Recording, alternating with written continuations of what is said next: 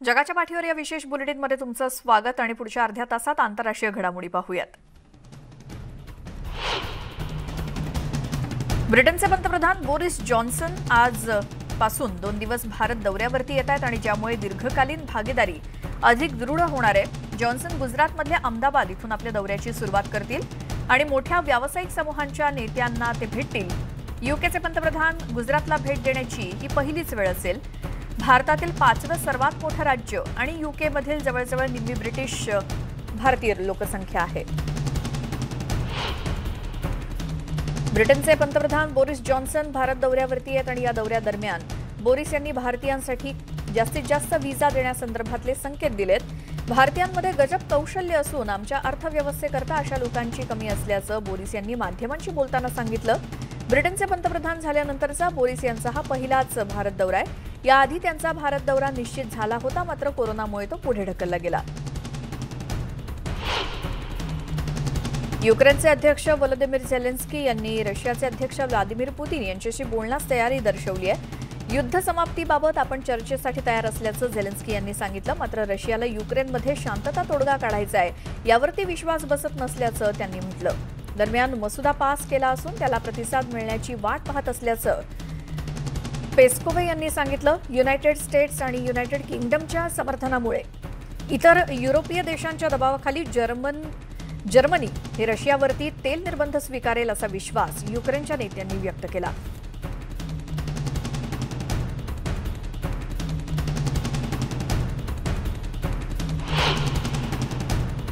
Ukrainian लोक युद्धासाठी कायम सज्ज आहेत आणि त्यांनी रशियन सैन्याच्या हल्ल्याला सक्षमपणे तोंड दिल्याचं युक्रेनचे सुरक्षा प्रमुख रोमन डुडिन यांनी म्हटलंय। त्यामुळे रशियन सैन्य पूर्वेकडील शहर ताब्यात घेऊ शकत नाहीत असं देखील त्यांनी म्हटलंय। सर्व युक्रेनियन नागरिकांना धोका नेमका कोणता आहे आणि कसं लढावं याचा पूर्ण अंदाज आल्याचंही त्यांनी म्हटलं। खार्किवला वारंवार रशियन हल्ल्यांचा सामना करावा लागला आणि त्यामुळे आम्ही पुन्हा हिमतीने लढू असा विश्वास त्यांनी व्यक्त केला।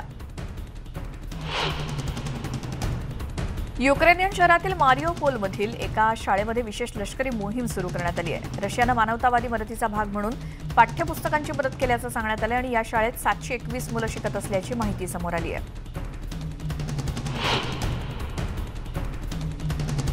जागतिक बँक श्रीलंकेला तातडीची मदत करणार आहे। श्रीलंकेतील अभूतपूर्व आर्थिक संकटामुळे या देशाच्या नागरिकांचे हाल होत आहेत, त्यामुळे हा निर्णय घेण्यात आल्याचं बँकेच्या वरिष्ठ अधिकाऱ्यांनी सांगितलं।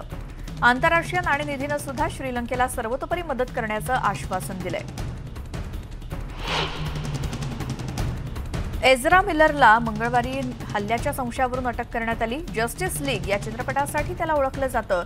बिग आयलंडच्या घरी एकत्र जमायला सांगितल्यानंतर मिलर चिडला आणि एका महिलेवर खुर्ची फेकल्याचा आरोप करण्यात आला। त्याच्या सुटकेसाठी अर्ज करण्यात आलाय।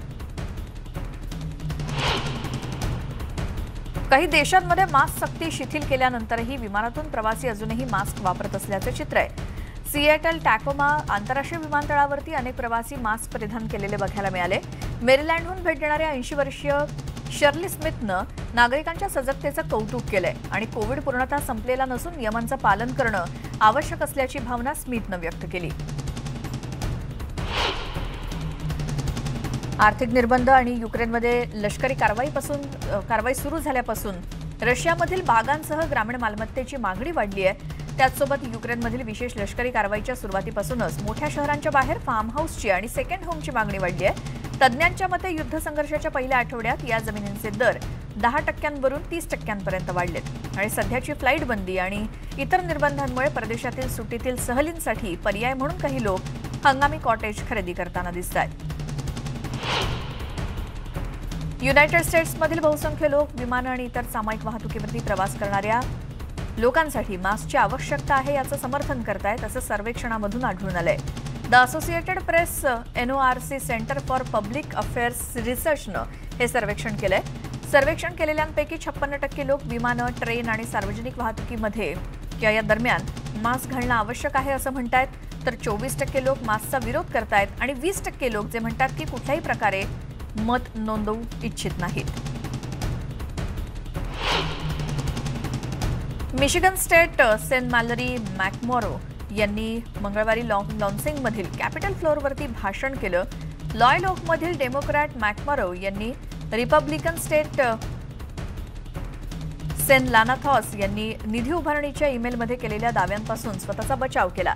मॅकमारोनच्या राज्य सिनेटच्या मजल्यावरील केलेल्या या 5 मिनिटांच्या भाषणानं देशभरातील मित्रपक्षांनी त्यांची प्रशंसा केली. एका 51 वर्षीय व्हर्जिनियन व्यक्तीवरती ड्रग्जचं सेवन करून वाहन चालवल्याचा आरोप आहे. इतकंच नव्हे तर गुरढोर रस्त्यावरून जात असताना त्यांना धडक या वाहनानं दिली.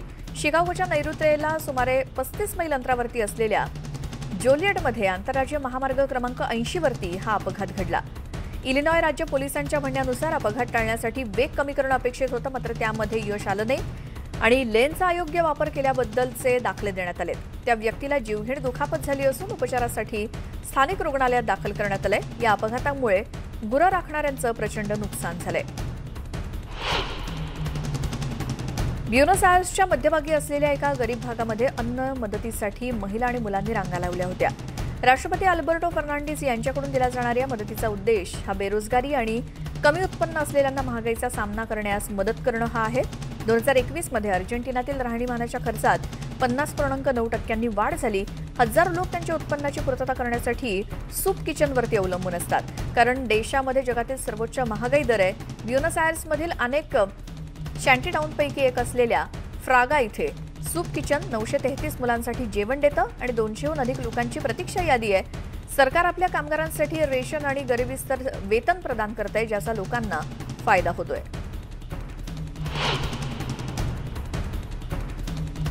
स्टीफॅनो बोनिनी हे न्यू जर्सीच्या बोबोकेन येथील स्टीव्हन्स इन्स्टिट्यूट ऑफ टेक्नॉलॉजी इथल्या स्कूल ऑफ बिझनेसमध्ये सहयोगी प्राध्यापक आहेत आणि त्यांचं संशोधन हे कॉर्पोरेट वित्त, उद्यम भांडवल आणि वर्तणूक वित्त यावरती केंद्रित आहे. त्यांनी इलॉन मस्क आणि त्यांच्या ट्विटर ताब्यात घेण्याचा प्रयत्न करत असलेला चालू आर्थिक नाट्यासंदर्भात भाष्य केलं.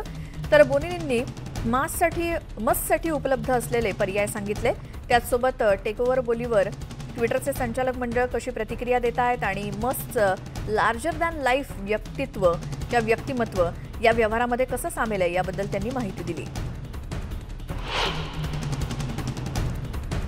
डॉक्टर सुमुदो आटापट्टू या संशोधन केंद्राच्या संचालिका आणि विस्कॉन्सिन मेडिसिन लॉ स्कूल विद्यापीठातील मानवी हक्क कार्यक्रमाचे कार्यकारी संचालक आहेत.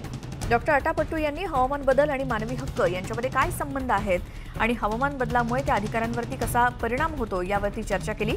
जेव्हा हवामान बदलाचा प्रश्न येतो तेव्हा मानवी हक्कांचा सर्वात जास्त प्रश्न कोणते आहेत आणि हवामान बदलाचा सामना करण्यासाठी देशांना आता काय करण्याची आवश्यकता आहे याबद्दल त्यांनी माहिती दिली. सायरन आणि स्फोटांच्या आवाजामध्ये क्रेमस्टॉसमधील नागरिक अखेर मिळेल त्या वाहनानं मदत केंद्रांपर्यंत पोहोचायचा प्रयत्न करत आहेत. या केंद्राच्या माध्यमातून धर्मादाय संस्थेच्या स्वयंसेवकांनी अन्न आणि आरोग्यदायी उत्पादनं तसंच औषधांसह पिशव्या तयार करून त्याचं वाटप सुरू केलंय. अहोरात्र या मदतीचा ओघ सुरू आहे. क्रॅम्तोसवरती अनेक आठवड्यांपासून रशियन सैन्यानं हल्ला सुरू ठेवलाय. शहराच्या जवळपास 70% रहिवाशांनी संघर्षामुळे पलायन केलंय. ते देशाच्या पश्चिमेकडे किंवा परदेशात राहण्यासाठी सुरक्षित ठिकाणं शोधतायत.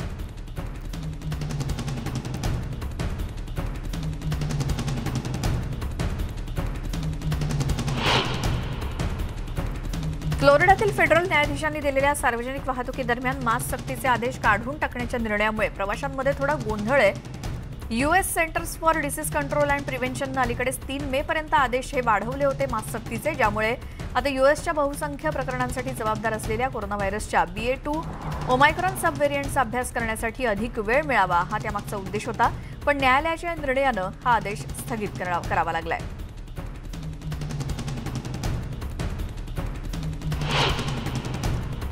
फ्लोरिडातील फेडरल न्यायाधीशांनी दिलेल्या निर्णयाचा अर्थ विमानं आणि सार्वजनिक वाहतुकीदरम्यान मास्क घालण्याची आवश्यकता आता संपली आहे. परंतु या सगळ्याचा अर्थ काय काढायचा याबद्दल बरेच प्रश्न निर्माण आहेत. काही एअरलाईन प्रवाशांचं म्हणणं आहे की जेव्हा ते सकाळी फ्लाईटमध्ये चढले तेव्हा या निर्णयानंतर प्रवासी आणि क्रू सदस्यांनी मास्क घातलेले नव्हते हे पाहून त्यांना आश्चर्य वाटलं. तर डल्लास विमानतळावरती भारतातून परत आलेल्या प्रवाशांनी सांगितलं की त्यांच्या आंतरराष्ट्रीय उड्डाणावरील दरम्यान एअरलाईन क्रू प्रवाशांना त्यांचे मास्क घालण्यास सांगतायत. त्यामुळे प्रवाशांमध्ये नियमांसंदर्भात थोडासा संभ्रम आहे. व्हर्जिनियाच्या न्यायालयामध्ये अभिनेता जॉनी डेपनं न्यायालयाच्या साक्षीदरम्यान त्यांच्या कल्पनेची खिल्ली उडवली की त्याची पत्नी अंबर हर्डशी त्याचं सतत भांडण व्हायचं आणि त्याला तिला मारहाण करण्यास प्रवृत्त केलं. त्यानं उलट तपासणीसाठी आग्रह धरला की तिच्या आरोपांमुळे त्याची कारकीर्द उद्ध्वस्त झाली. हर्डनं डेपवरती त्याच्या अल्पशा विवाहापूर्वी आणि दरम्यान अनेक प्रसंगी शारीरिक आणि लैंगिक अत्याचार केल्याचा आरोप केलाय. डेप म्हणाले की ते आरोप सगळे खोटे आहेत आणि तिने मला कधी मारहाण केली नाही किंवा मी तिला कधी मारहाण केली नाही. तिनं द वॉशिंग्टन पोस्टमध्ये 2018चा ऑपेड भाग लिहिल्यानंतर त्यानं हर्डवरती खटला दाखल केलाय. द रिअल हाऊसवाईव्स ऑफ अटलांटा हा शो अडचणीमध्ये आलाय. स्टार नेटफ्लिक्सनं या शो मागील कंपन्यांवरती खटला दाखल केलाय. त्यांनी प्रतिकूल आणि वर्णद्वेषी कामाचं वातावरण वाढवल्याचा आरोप केलाय. अटलांटा इथल्या फेडरल कोर्टामध्ये दाखल केलेल्या खटल्यामध्ये आरोप करण्यात आलाय. दरम्यान नेटफ्लिक्सनं त्यांच्या तक्रारीनंतर कोणतीही कारवाई केलेली नाही.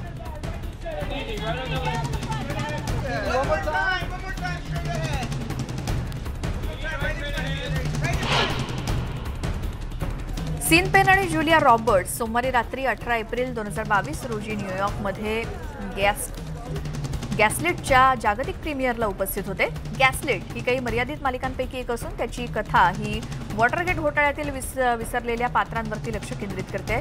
तर रॉबर्टनं साकारलेल्या मार्था मिशेलवर यामध्ये प्रमुख पात्र आहे, जे एक दिग्गज व्यक्तिमत्व असून मार्था ही एक ख्यातनाम अर्कान्सन सोशलाईट आहे आणि निक्सनचे निष्ठावंत अटर्नी जनरल जॉन मिशेल यांची पत्नी आहे, जी भूमिका पेननं साकारली आहे. तिची पक्षाशी संलग्नता असूनही वॉटरगेटमध्ये निक्सनच्या सहभागाबद्दल सार्वजनिकरित्या अलार्म वाजवणारी ती पहिली व्यक्ती आहे, ज्यामुळे प्रेसिडेन्सी आणि तिचे वैयक्तिक जीवन अशा दोन्ही गोष्टींचा उलगडा होतोय.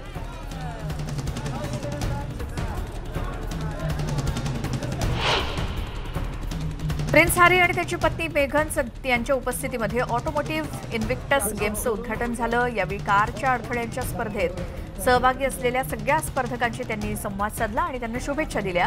यावेळी पॅरालिम्पिक्स सारख्या क्रीडा स्पर्धांमध्ये स्पर्धा करण्याबाबत सुद्धा त्यांनी स्पर्धकांना सांगितलं. 22 एप्रिलपर्यंत ही स्पर्धा सुरू राहणार आहे. या खेळांमध्ये भाग घेणाऱ्या 20 राष्ट्रातील सुमारे 500 स्पर्धकांमध्ये युक्रेनमधल्या 19 जणांचा संघ आहे आणि यावेळी या सगळ्यांनी देशातील युद्धाचा निषेध केलाय.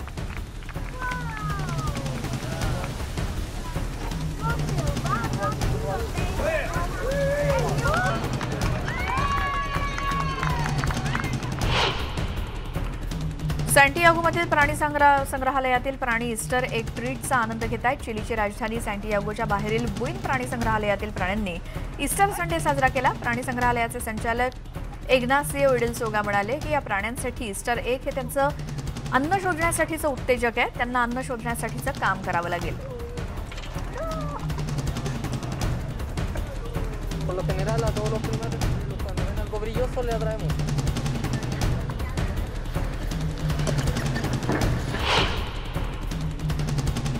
लैंगिक अत्याचाराचे आरोप झालेल्या फॅशन डिझायनर अलेक्झांडर वांगचं पुनरागमन झालंय. यावरती त्याच्या चाहत्यांनी आनंद व्यक्त केला. फॉर्च्यून सिटीमध्ये रनवे शोसाठी अनेकांनी त्यांना शुभेच्छा दिल्या. 2019 नंतर अनेक लोकांनी लैंगिक अत्याचाराचा आरोप केला होता आणि यानंतर आता त्यांनी ही नवी सुरुवात केली आहे. मंगळवारी रात्री झालेल्या या कार्यक्रमाला मोठी गर्दी झाली होती.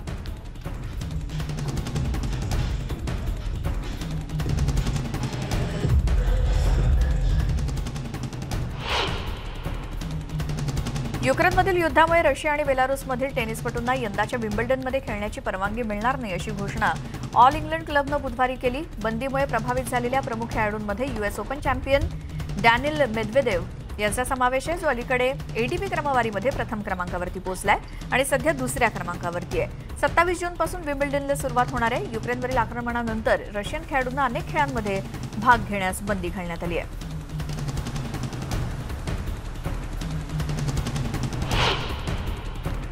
रिओ द जेनेरोच्या कार्निवलची सुरुवात झाली आणि याआधी कार्निवलमध्ये प्रतिकात्मक कृती करण्यात आल्या होत्या, कारण माजी महापौर मार्सेलो क्रिवेला यांनी त्यात सहभाग घेतला नव्हता. तर 2021 कोरोनामुळे हे सामने रद्द करण्यात आले होते आणि 2020 नंतर प्रथमच रिओच्या प्रसिद्ध सांबाड्रोनमध्ये परेड होणार आहे.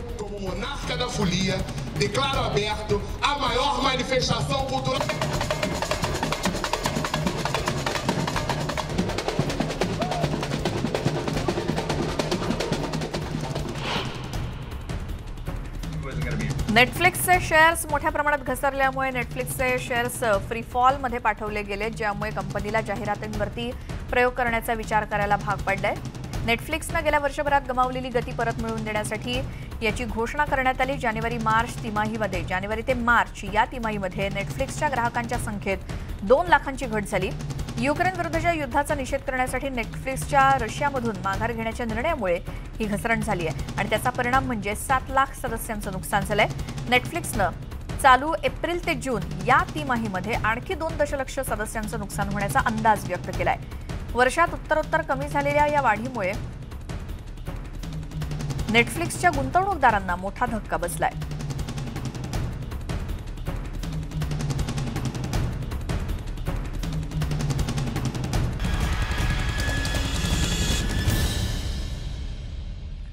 ब्रेकनंतर बुलेटिनमध्ये तुमचं स्वागत. पुन्हा पाहूयात आंतरराष्ट्रीय घडामोडी. रशिया आणि युक्रेनमध्ये गेल्या 56 दिवसांपासून युद्ध सुरू आहे आणि दरम्यान रशियानं हल्ले अधिक तीव्र केलेत. एका दिवसात बुधवारी युक्रेनवरती हजारांच्या वर हल्ले करण्यात आले. रशियाच्या राष्ट्रपतींनी युक्रेनमध्ये 20,000 अतिरिक्त सैन्य तैनात केल्याची माहिती दिली.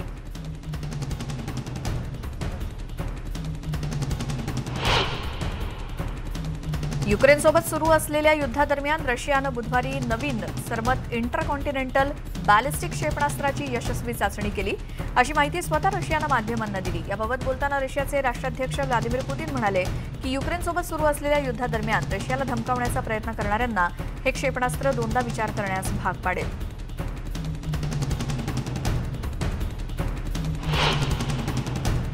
चोवीस फेब्रुवारीला रशियानं युक्रेनवरती आक्रमण सुरू केल्यापासून 50 लाखांहून अधिक लोकांनी युक्रेनमधून पलायन केलंय. संयुक्त राष्ट्रांच्या निर्वासित विषयक संस्थेनं ही माहिती दिली. या एकूण लोकांपैकी निम्म्याहून अधिक लोक सुरुवातीला पोलंडला गेल्याची माहिती मिळाली आहे. युरोपीय महासंघातील देशांमध्ये सर्व सीमांवरती अंतर्गत तपासणी होत नाही.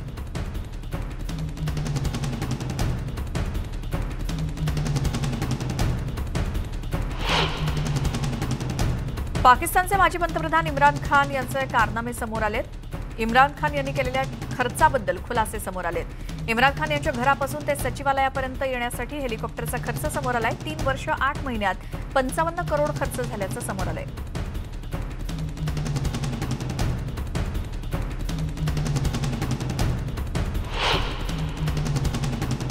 चीननं बुधवारी स्वीडनला मुस्लिमांसह वांशिक अल्पसंख्याकांच्या धार्मिक स्वातंत्र्याचा प्रामाणिकपणे आदर करण्याचं आवाहन केलं.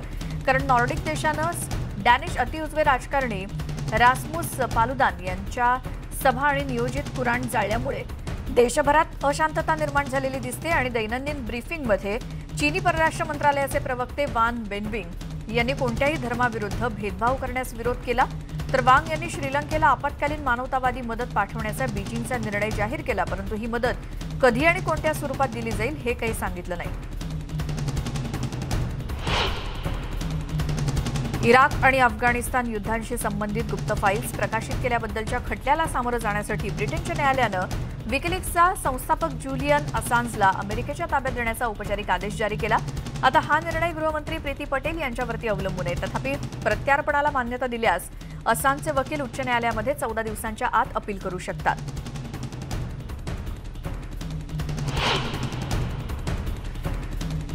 या आंतरराष्ट्रीय घडामोडींसोबतच जगाच्या पाठीवर आमच्या विशेष बुलेटिनमध्ये आपण इथेच थांबतोय. ताज्या बातम्यांच्या अपडेट्ससाठी न्यूज 18 लोकमतच्या YouTube चॅनलला तर सबस्क्राईब करा आणि फेसबुकवर सुद्धा आम्हाला फॉलो करा.